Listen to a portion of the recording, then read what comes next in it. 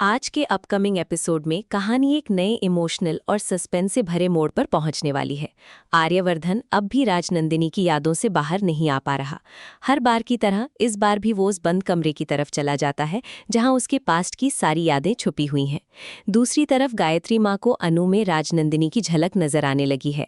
उनका मानना है कि राजनंदिनी की जो कमी इस घर में रह गई थी, शायद अनु उस जगह को भर दे। ये बात कहते हुए गायत्री माँ इमोशनल हो जाती हैं और घर का माहौल भी काफी इमोशनल दिखाई देता है। लेकिन आर्यवर्धन के लिए ये सब इतना आसान नहीं है। वो एक तरफ अनु के साथ अपनी नई जिंदगी शुरू करने की कोशिश कर रहा है और दूसरी तरफ राजनंदिनी की यादें उसका पीछा ही नहीं छोड़ रही। इसी बीच झेंडे आर्यवर्धन को समझाता हुआ नजर आता है। वो कहता है कि अगर तुम्हें अपनी लाइफ में आगे बढ़ना है तो तुम्हें राजनंदिनी को भूलना होगा। सिर्फ इतना ही नहीं, झेंडे उसे ये भी कहता है कि उस बंद कमरे में बार बार जाना बंद करो, क्योंकि वही चीज तुम्हें पास्ट में बांध कर रही है। इधर अनु भी धीरे धीरे इस घर के हर राज के करीब पहुंचती जा रही है। रात भर जगकर वो सबके लिए गिफ्ट्स तैयार करती है ताकि शादी से पहले सबका दिल जीत सके।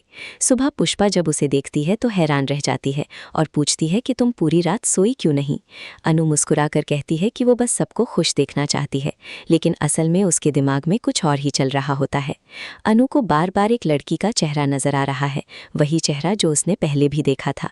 अब उसे लगने लगा है कि ये सब कोई इत्तेफाक नहीं है, जरूर राजनंदिनी से जुड़ा हुआ कोई बड़ा सच है जो सब उससे छुपा रहे हैं। इसी वजह से अनु अब उस राज को जानने का फैसला करती है। शादी की तैयारियां भी घर में जोर शोर से शुरू हो चुकी हैं।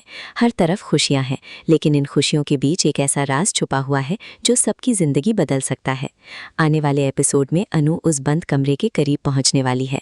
अब देखना ये होगा कि क्या वो सच जान पाएगी या फिर एक बार फिर उसे रोक दिया जाएगा।